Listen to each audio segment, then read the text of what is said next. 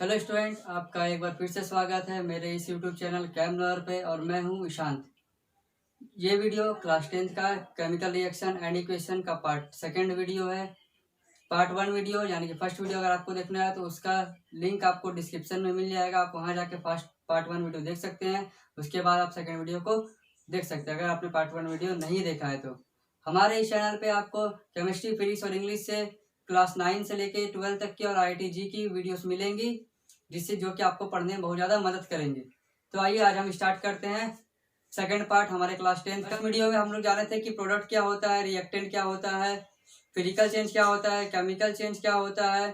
ठीक है, ये सब हम लोग फर्स्ट वीडियो में जाने थे। और कोई भी केमिकल रिएक्शन होता है तो उस पर क्या क्या चेंजेस होता है, मतलब कोई भी केमिकल रिएक्शन अगर अकर होता है, कोई भी केमिकल रिएक्शन हो रहा है उसमें क्या क्या चेंजेस आएगा उस रिएक्शन में, जिससे हमको पता चलेगा कि केमिकल रिएक्शन हो रहा है। तो उसके बारे में हम लोग फर्स्ट वीडियो में पढ़े थे।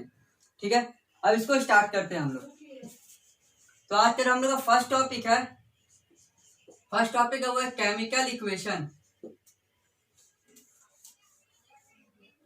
हमारा जो आज का फर्स्ट टॉपिक है वो है केमिकल इक्वेशन। कि केमिकल इक्वेशन क्या होता है, केमिकल इक्वेशन होता क्या है। मान लीजिए कोई भी केमिकल रिएक्शन हो रहा है, हम लोग कोई भी केमिकल रिएक्शन को करवा रहे हैं। ठीक है, तो केमिकल रिएक्शन में जो रिएक्टेंट होता है, जो रिएक्टेंट का पार्ट होता है और जो प्रोडक्ट का पार्ट होता है, दोनों में जो जो एलिमेंट होता है उसको हम लोग उसके फॉर्मूला या उसके सिंबल से रिप्रेजेंट करते हैं। ये शॉर्ट हैंड मेथड है, ये एक शॉर्ट हैंड मेथड है जिसमें हम लोग रिएक्टेंट, कोई भी केमिकल रिएक्शन होता है उसमें दो पार्ट होता है, एक होता है रिएक्टेंट का पार्ट और एक होता है प्रोडक्ट का पार्ट। जैसा कि फर्स्ट वीडियो में ही बताए थे, कोई भी केमिकल रिएक्शन होगा उसमें दो पार्ट होगा, एक होगा रिएक्टेंट, एक होगा प्रोडक्ट। तो रिएक्टेंट वाले एलिमेंट का और प्रोडक्ट वाले एलिमेंट का हम लोग उसके फॉर्मूला या फिर सिंबल से रिप्रेजेंट करते हैं किसी भी केमिकल रिएक्शन में, तो उसका हम लोग बोलते हैं केमिकल इक्वेशन। समझ में आया क्या? रिएक्टेंट और प्रोडक्ट को हम लोग उसके केमिकल फॉर्मूला या उसके केमिकल फॉर्मूला या फिर सिंबल से रिप्रेजेंट करेंगे तो उसको हम लोग बोलते हैं क्या? रिएक्टेंट और प्रोडक्ट। अब आते हैं रिएक्टेंट और प्रोडक्ट को, तो उसी को हम क्या बोलते हैं? Chemical equation. अब आगे आते हैं, केमिकल इक्वेशन हो गया। अब आते हैं केमिकल इक्वेशन होता कितने टाइप का है। तो केमिकल इक्वेशन का टाइप्स, इसका क्या टाइप्स, तो इसका जो टाइप्स है दो टाइप्स का होता है। फर्स्ट होता है बैलेंस्ड केमिकल इक्वेशन। फर्स्ट क्या है? तो बैलेंस्ड केमिकल इक्वेशन। सेकेंड है अनबैलेंस्ड केमिकल इक्वेशन। सेकेंड है अनबैलेंस्ड केमिकल इक्वेशन। दो टाइप, बैलेंस्ड केमिकल इक्वेशन और अनबैलेंस्ड केमिकल इक्वेशन। अब इसके बाद आते हैं कि कोई भी मान ली केमिकल इक्वेशन हो, केमिकल रिएक्शन हुआ, तो केमिकल इक्वेशन को हम लोग लिखेंगे कैसे? केमिकल इक्वेशन को लिखेंगे कैसे, तो कैसे लिखते हैं वो देखते हैं। राइटिंग मेथड, कोई भी केमिकल इक्वेशन को हम लोग लिखते कैसे हैं? राइटिंग मेथड क्या है केमिकल इक्वेशन को लिखने का? तो राइटिंग मेथड ये है कि जितना भी रिएक्टेंट का पार्ट है, जो भी रिएक्टेंट का पार्ट है वो लेफ्ट साइड रहेगा। रिएक्टेंट कहाँ रहेगा हम लोग का? रिएक्टेंट लेफ्ट साइड में रहेगा, रिएक्टेंट लेफ्ट साइड में रहेगा। और मान लीजिए एक से ज्यादा एलिमेंट लिए हैं आप रिएक्टेंट में हम लोग के पास एक से ज्यादा एलिमेंट है, तो हर एक एलिमेंट के बीच में प्लस का साइन आएगा। क्या आएगा? हर एक एलिमेंट के बीच में प्लस का साइन।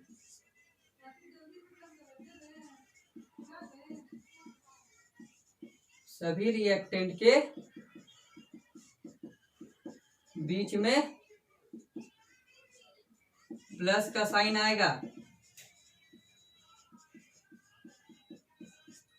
सभी रिएक्टेंट के बीच में कैसा साइन आएगा? तो प्लस का साइन आएगा। ठीक है, अब आगे आते हैं। थर्ड पॉइंट इसका क्या होगा? थर्ड, रिएक्टेंट कहाँ लिख रहे हैं हम लोग? लेफ्ट साइड में, तो प्रोडक्ट किधर लिखेंगे? प्रोडक्ट रहेगा राइट साइड में, प्रोडक्ट राइट साइड में। और सेम इसी तरह जैसे हम लोग रिएक्टेंट में एक से ज्यादा रिएक्टेंट होने के अगर होगा तो हम लोग प्लस का साइन देंगे, उसी तरह प्रोडक्ट में भी अगर एक से ज्यादा प्रोडक्ट होगा तो उसमें भी हम लोग प्लस का साइन देंगे।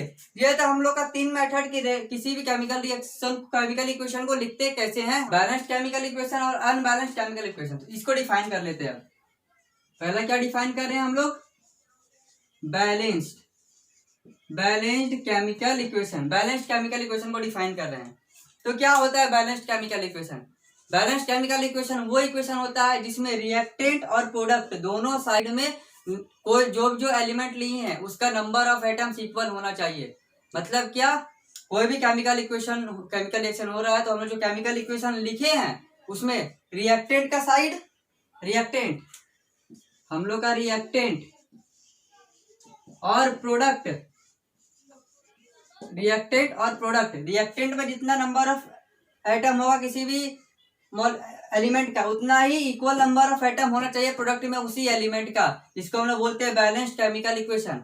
सेकेंड था अनबैलेंस्ड, सेकेंड है अनबैलेंस्ड केमिकल इक्वेशन। तो अनबैलेंस्ड केमिकल इक्वेशन क्या होता है? बैलेंस में क्या था, रिएक्टेंट और प्रोडक्ट का एटम्स, एलिमेंट का एटम्स क्या था, इक्वल था, तो अनबैलेंस्ड में अनइक्वल रहेगा।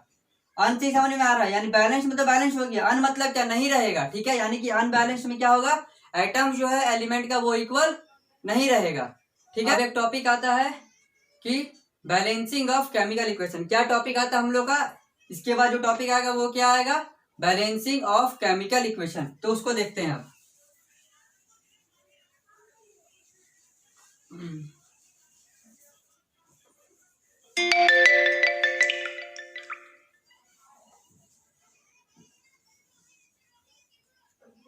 नेक्स्ट टॉपिक क्या बोले, बैलेंसिंग ऑफ केमिकल इक्वेशन,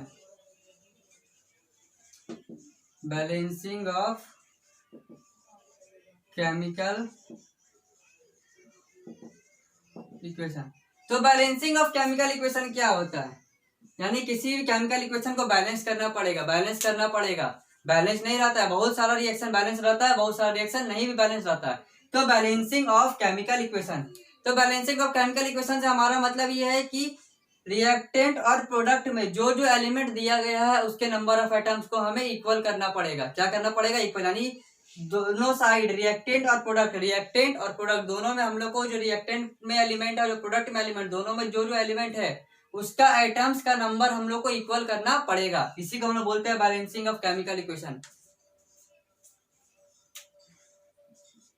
इसके बाद जो नेक्स्ट टॉपिक आता है वो है how to balance chemical equation, how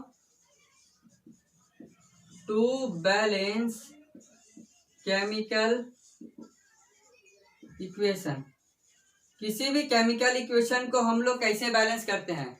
student को जो सबसे ज्यादा प्रॉब्लम होता है वो यही होता है, इस चैप्टर में सबसे अभी तक में सबसे ज्यादा प्रॉब्लम जो होता है स्टूडेंट को यही होता है। इसको बहुत अच्छे समझना है और बहुत इंपॉर्टेंट है ये, और बहुत इजी भी है। मेरे भाषा में बोला जाए, यानी हम अगर एक स्टूडेंट सही से समझता है, सही से पढ़ता है, तो उसको बैलेंसिंग ऑफ केमिकल इक्वेशन में कभी दिक्कत नहीं होगा, वो इजीली केमिकल इक्वेशन को बैलेंस कर सकता है, कहीं भी उसको कहीं प्रॉब्लम नहीं होने वाला है। और अगर अभी आप बढ़िया से सीख लेंगे तो आपको हायर क्लासेस में दिक्कत नहीं होगा। बहुत कम यूजेज है इसका, लेकिन फिर भी यूज होता है, तो इसको बढ़िया से सीखना है हमें।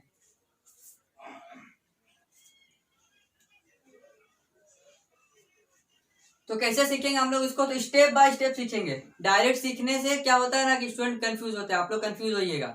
तो इसको हम लोग स्टेप बाय स्टेप सीखेंगे कि कैसे बैलेंस करते हैं। तो स्टेप 1 है हम लोग का, सबसे फर्स्ट आते हैं हम लोग स्टेप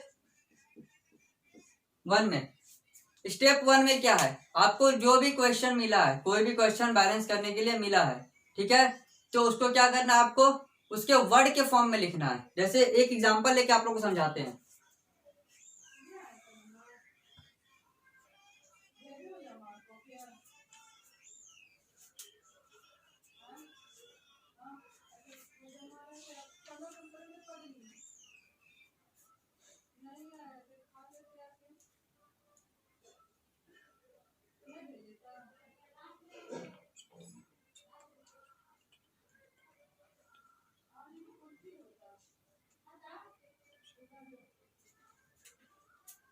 तो चलिए इसको हम लोग एक एग्जांपल लेके समझ सकते हैं। इसको हम लोग क्या एक एग्जांपल लेके समझ सकते हैं।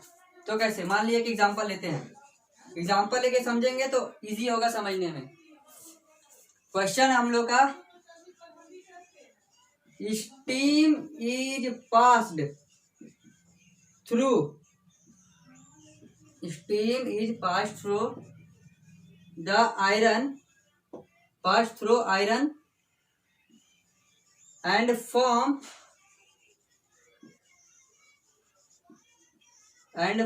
magnetic iron. Steam is passed through iron and form magnetic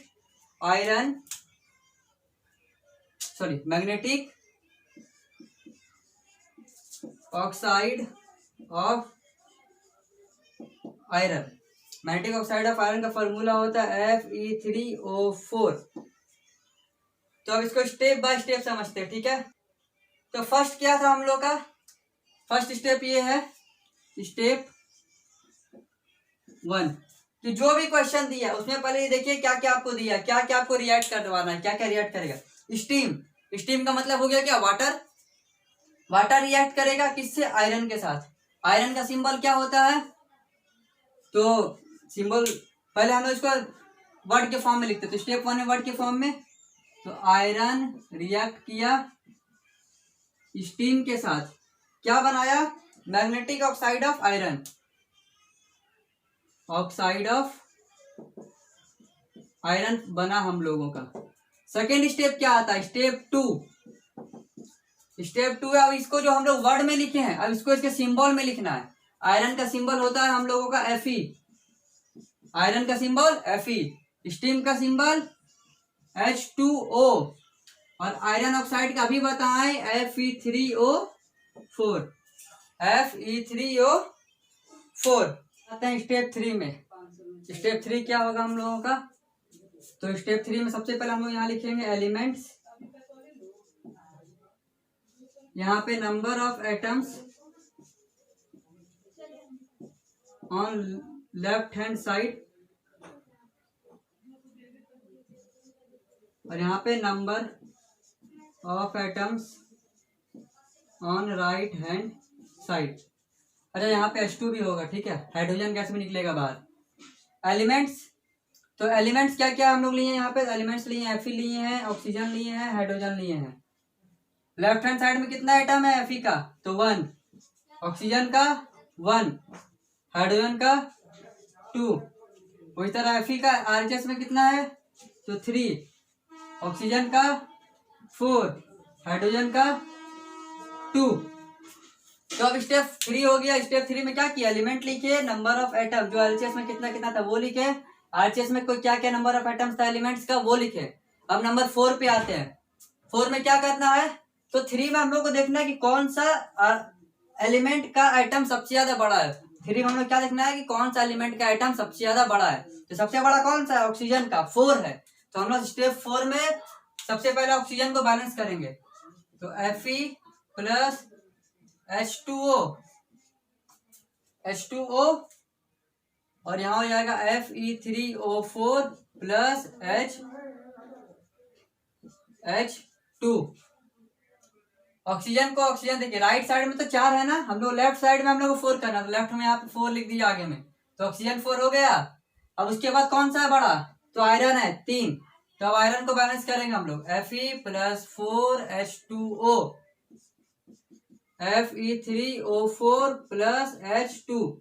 iron 3 है ना, आयरन को 3 कर दिए। अब देखिए LHS में भी 3 आयरन, RHS में भी 3 आयरन। अब स्टेप 6 में आता, अब देखिए हुआ क्या, यहाँ पे हम लोग जैसे ही ऑक्सीजन को यहाँ पे 4 किए, ऑक्सीजन को क्या किए 4 किए, तो हम लोग हाइड्रोजन कितना हो गया 4 2 8, और इधर हाइड्रोजन कितना है 2, तो अब हाइड्रोजन का हम लोग बैलेंस करेंगे, तो 3 Fe प्लस 4 H2O, और यहाँ Fe3O4 प्लस H2। अब इसको 8 करना है, तो यहाँ आगे 4 कर दी, तो 4 2 8।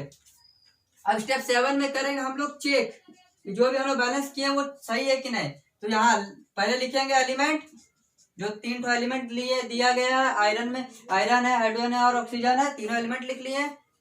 LHS में कितना हुआ, RHS में कितना हुआ। इस बार ये वाला नहीं लिखेंगे हम लोग, यहाँ से नहीं, इस बार यहाँ से देखेंगे, जो हम लोग बैलेंस किए ये वाला स्टेप देखेंगे हम लोग।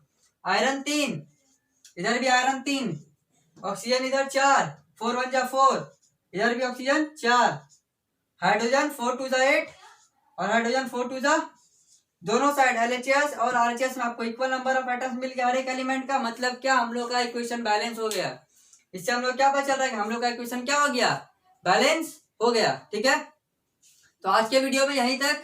नेक्स्ट क्लास में हम लोग पढ़ेंगे क्या क्या यूजेस है, क्या क्या हम लोग को प्रॉफिट हुआ केमिकल इक्वेशन के आने से। केमिकल इक्वेशन जो अभी पढ़े इस क्लास में, उसके आने से क्या क्या प्रॉफिट हुआ और क्या क्या लिमिटेशन था केमिकल इक्वेशन का। अभी मैंने जितना भी पढ़ाया उसका अगर आपको नोट्स चाहिए तो नोट्स आपको नीचे डिस्क्रिप्शन लिंक में मिल जाएगा। और आपको किसी भी टाइप का क्वेरीज होगा या कोई क्वेश्चन पूछना होगा तो आप मुझे कमेंट सेक्शन में कमेंट कीजिए, आपके क्वेश्चन का सॉल्यूशन दिया जाएगा।